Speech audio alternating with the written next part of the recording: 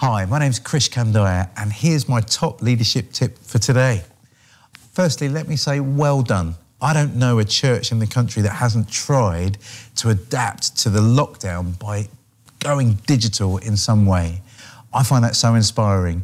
If you'd have asked me 5 years ago, could the church have done it, I would have been very sceptical. But I want to tell you, you can innovate. You have innovated. You've rethought what church needed to look like in lockdown. And now as we come out of lockdown, we have to do that thinking again. We can't just go back to what was before. We need to go forward to something new.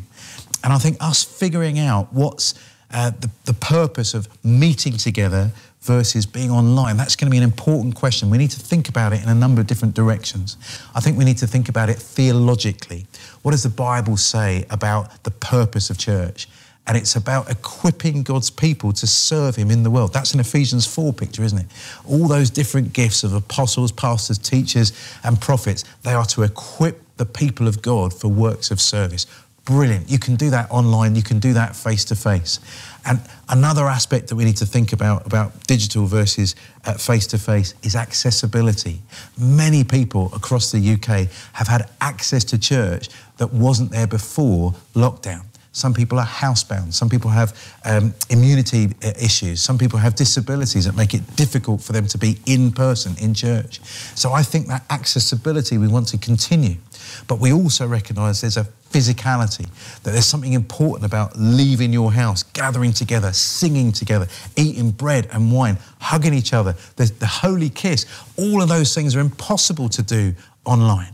So I think our future is likely to be a hybrid, that for accessibility reasons, we want to keep meeting digitally.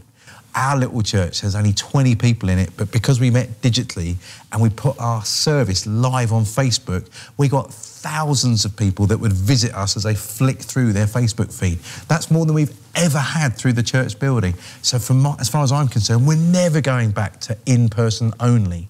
But I now know that people really need to meet physically, so we can't just go forward to digital only. I think the future's going to be a combination.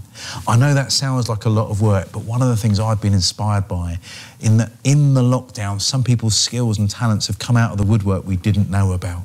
And I think we need to continue to deploy those people to use their skills for the common good so that we might continue the mission of God together.